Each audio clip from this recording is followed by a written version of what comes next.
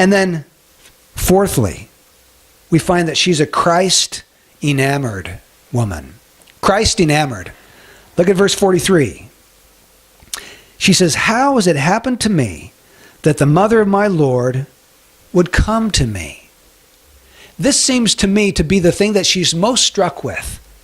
How has it possibly happened that the mother of my Lord would come to me? Now, she recognized that in the womb of her relative was her Lord. As you read through the book of Luke, chapter 1, just look for the references to the word Lord. You know what you're going to find? You're going to find that Lord refers to God. Most often, when you read the word Lord, it refers to God himself. What Elizabeth is saying as she's being inspired by the Holy Spirit, she's saying, that little baby in your womb is my God. He's my Lord. He's my master. And she was taken up with this, and this thrilled her heart to know that her Lord was coming into the world through the womb of this relative Mary.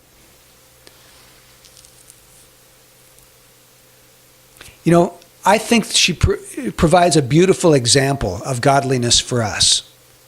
She was Christ-enamored. She was captivated by Jesus.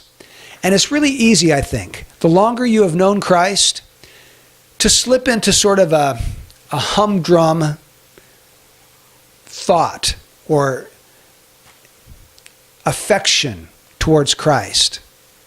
Maybe you start to get bored a little bit with Jesus. You say, well, I know all the stories. I've read the Gospels many times. I've heard all about his life and his death and his resurrection, and it ceases to thrill your heart. If that's the case, we need to go back to God, and we need to ask the Holy Spirit to so fill us that we become enamored and filled, and that we exude the joy of knowing Jesus again. Just like Elizabeth did. Just become captivated with Jesus. In John 15:16, Jesus said, "He, the Spirit, will glorify me, for he will take of mine and will disclose it to you."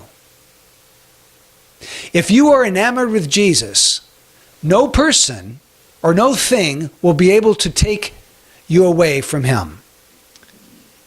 It won't be Buddha, Confucius, Muhammad, cult leaders. There will be no one under the sun that will be able to hold and rivet your attention like Jesus Christ. And it'll be that way till your dying day.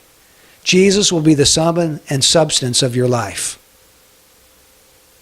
In fact, we read over in 2 Corinthians 3:18, "But we all with unveiled face, beholding as in a mirror the glory of the Lord, are being transformed into the same image from glory to glory, just as from the Lord the Spirit." Now there's two important things to see from this verse. Number one, it's the Spirit of God that helps us to see the glory of Jesus. That's how it happens. The Spirit of God unveils our eyes to see him in his glory. Number two, as we see Jesus in his glory, we are transformed into his very image. So sanctification takes place as the Holy Spirit opens our eyes to see the beauty of Jesus Christ. Elizabeth saw his beauty and his glory. We need to see his beauty. That's why every week it's my goal when I'm preaching and teaching is to show you more of Jesus.